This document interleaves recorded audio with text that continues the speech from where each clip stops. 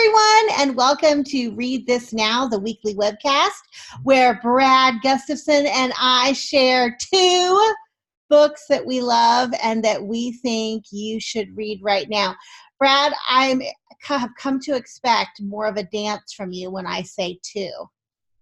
Yeah, I know. I thought I would just switch it up this week. I didn't know if the people were loving the the two dance or not, but evidently it's a real crowd pleaser. So thank you for that. This crowd is pleased by it, for sure, for sure. How are you, my Amazing. friend?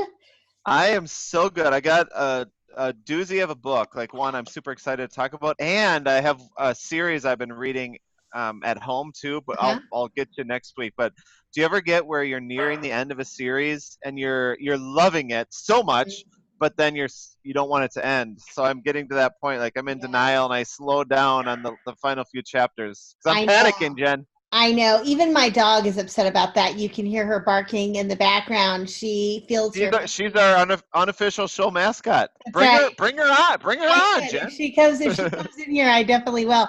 But no, one of my only another book lover could appreciate the gravity of the story I'm about to tell you. One time I was getting near the end of what I thought was a trilogy of books that I was super in love with, and then discovered right there near the end that it was only a duology. It only two. Oh I no. know. And it was so Oh devastating. yeah. Yeah. I've had all kinds of crazy errors on that. Like one time I accidentally started on the second book, not realizing it, and I loved it, and then I realized there's a first book, and that was kind of a cool thing. It does remind me of Netflix at the end of a series where I won't my wife always likes to jump in, like, let's find a new show that we love, because that's kind of one of Yes, our things, and it's sure. always hard for me to do that. I want to like embrace the characters and stuff, like, or I'll lobby, let's watch that series again, and I she's like, that know. doesn't make any sense at all. We watch the same series over and over while we're waiting for the next one to catch us. But it's so funny because I was thinking about this the other day too. Because I listen to a lot of podcasts in the car. And podcasts, if you discover them when they're new, you have to wait each week or each month or however long for the new episode. And I was describing to someone the agony of having to wait because now we're all so used to being able to binge Yes, watch whatever we want. so true, so true.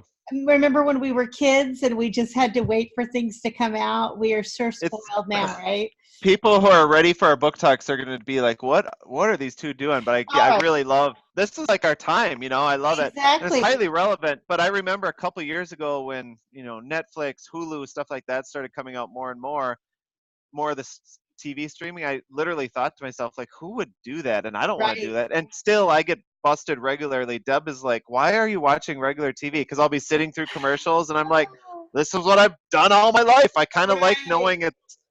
In other people are watching the same commercial as me right now. I don't know. I don't know why I still do it, but we are moving more towards the Huluing and stuff like that. That's right. Neither of us, let me just be clear, Netflix and Hulu are not sponsoring this show. So we are not promoting them for some kind of return. But also, this is where I turn into an old lady because I'm like, these kids today don't know what it was like, Yeah. Uh-huh. Um, but I think you're right. We're probably setting a good example for those people who are waiting in agony for our book talk. So I'm going Yep. to toss it over to you for our first book talk of the day.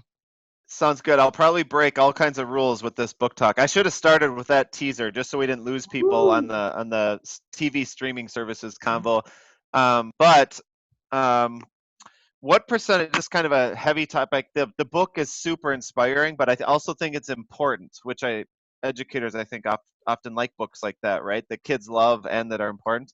Mhm. So I have three kids, and their self-esteem is super important. And what I've noticed is, and even forget my own kids, but even here at school, a lot of kids just aren't comfortable being themselves. I mean, a lot of times they'll morph into someone who they might not choose to be on their own, just to find friends and make friends. And sometimes it's for the better. That's not always a bad thing, but at the end of the day, when they're straying away from their true identity, that's not always easy, and it's not always helpful. In fact, one of the things we try to have them leave our school with is just like love yourself and help us to do that too.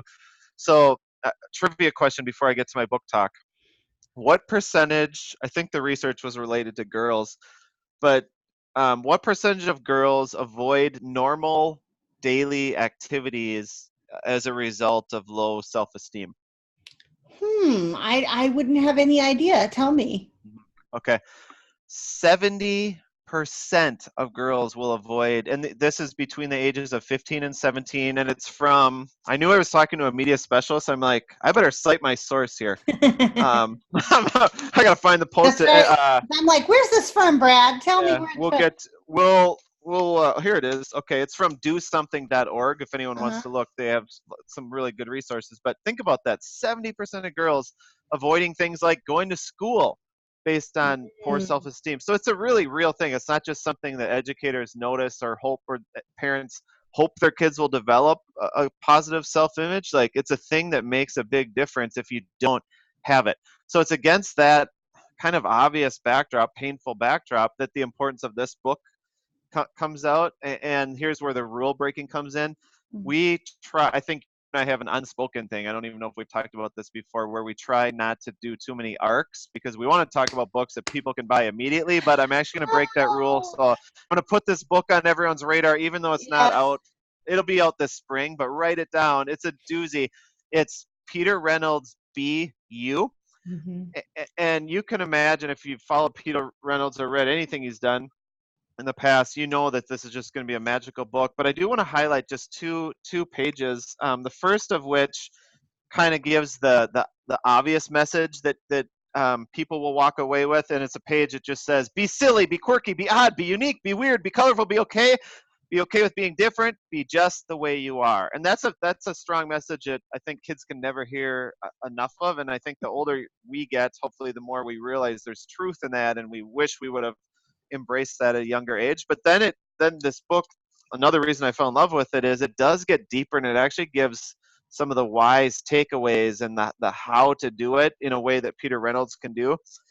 And here's a page it's called Be Connected, and there's friends, and it says, find kindred spirits.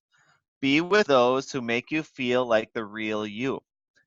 And when I read pages like that, and I've already read this book to some classes here at Greenwood, but like, I know when I read this to the 5th grade class, I know there were a lot of kids in that room who needed to hear that message and be reminded of it, because sometimes we do lose our way, and sometimes we find our way and just need reminders. Like with the kindred spirit thing, like, I know when I connect with you, I can just be myself. I can love books and not care what people think. I can be a dork and talk about them. We can just do so many things and let our idiosyncrasies, like, we can even not know how to say words and be okay with it.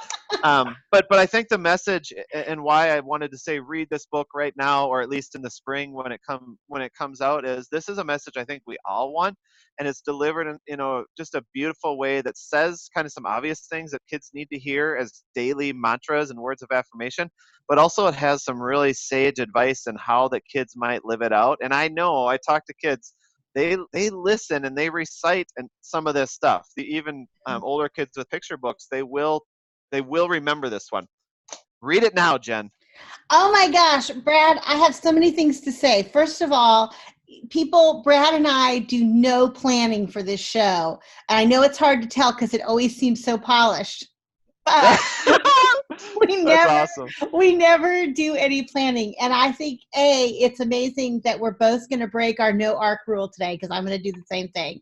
That And is amazing. Wow. the second thing is that I have read that book, and I was thinking about it when I read the book I'm going to share today too. So it's like Nice. our books are totally connected. And again, we had no prior planning. It's just Brad, you and me, just like this, right?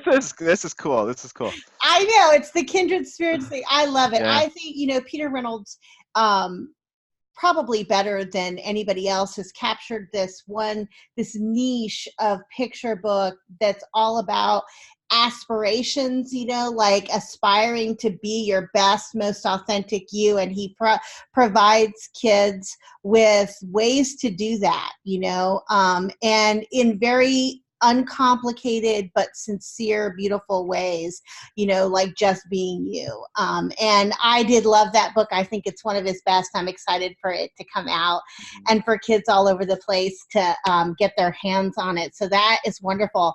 And it's just so kismet. It's so like serendipitous that's the message, I think, or one of the messages of the book I want to share today, which is a middle school read. But as I was reading it, I was thinking about what a great pairing this would be. The picture book, Be You by Peter Reynolds, and the book that I'm going to share today, which is called Middle School is a Drag, You Better Work by Greg Howard. Some of you may remember I shared Greg Howard's first or second book, I guess, called The Whispers on this show. It was one of my very favorite books of 2019. So I was really excited when I heard he was coming out with a book for middle grades readers. But then I was even more excited to learn that this was a book for middle school kids that featured a drag queen. And I just have to say, I don't know of many other middle grades books that has a character like that. So I was real excited to read this book. And oh my gosh, it did not disappoint. It was one of those books that had me giggling with laughter, wanting to underline phrases because they were so funny and sincere, and also at other points grabbing the tissues because I was just weeping. It was so beautifully done. It's the story of this boy named Mikey who is very inspired by his grandfather who was ill. His grandfather was an entrepreneur, had his own business, and Mike wants to have his own business as well. And so he started his own company called Anything Incorporated, which he's willing to do anything is basically the thing, because he hasn't landed on his perfect business idea yet until one of his classmates comes by his house after school and says, "Hey, I want you to be my talent agent. His name is Julian, have an alter ego. I also want to be a drag queen, like the drag queens I see on my favorite show, RuPaul's Drag Race. And my drag queen name is Coco Caliente." And so Michael decides he's going to take on his very first client as this drag queen and get her a gig in the school talent show. And if you think that sounds crazy and like some lunacy is about to ensue, you are right. It is a comedy of errors from then on. But also, while they go through one sort of hijink after another and find that more and more people than they ever thought would be accepting of who the two of them are, they also learn this incredibly important lesson that no person is just one thing. Like whether or not you're gay or you're straight or you're conservative or you're liberal or you're an artist or you're an athlete, you're not just that thing. You're tons of things. Everybody is many, many things. And even people that you think on the face of it you might not have a lot in common with, if you get to know people, you probably find you do have lots in common. That's why in thinking about Be You, it's so important to be who you are, all of you. And it was just so wonderfully done. It was so sweet, so funny. I know middle school kids are going to love it. It's, again, Middle School is a Drag, You Better Work by Greg Howard. And I think you should read it now, except you can't. It doesn't come out until February. There's that arc thing. That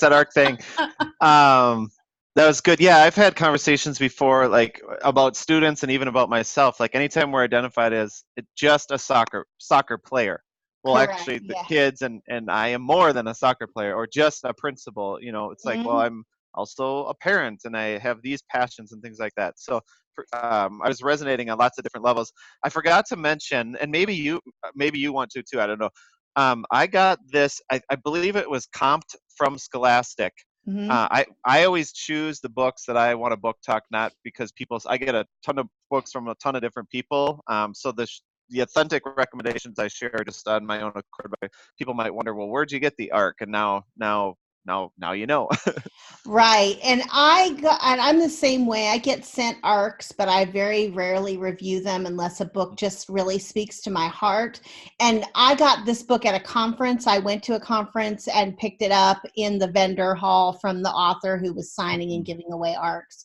So that is how I got it, but with no promise that I would review it. It just Right, happened exactly. to be that it spoke directly to my drag queen loving heart and my middle school teacher heart. I was thrilled to, share it, as I'm sure you were, the Peter Reynolds book.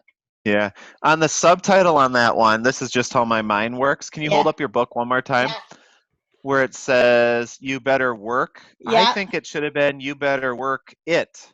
That just seems like it, I don't know. It would have been wittier. Maybe. I don't know. Well, if you know anything about drag culture or RuPaul's Drag Race, which plays a role in this book, one of RuPaul's sayings is, "You better work." Just Oh, like okay. that. Okay. So that's where that comes from. And of course, Got it. as the biggest RuPaul fan in history myself, then I know that. And people who are Okay. fans will pick that up as well, I'm sure. Plus, it's Got spelled it. that way intentionally. All right. Well, my kindred spirit friend, Yes, I appreciate the conversation. Who knew it was ARC Day today on the show? I actually I never would have know. predicted that would happen, but that's cool. Check out our show archives at where. I love it. I love how you're trying to get this over with as fast as you can. You're like, let's give the link, Jennifer. It is bit.ly/read_this_now, where not only are there links to the show, but also a list of all the books we've recommended over the many, many months that we've been doing this. Thanks, Brad. Excellent. Excellent. Thank you. Be well. Say hi to your dog, our I mascot. will. Happy See ya. reading, everybody.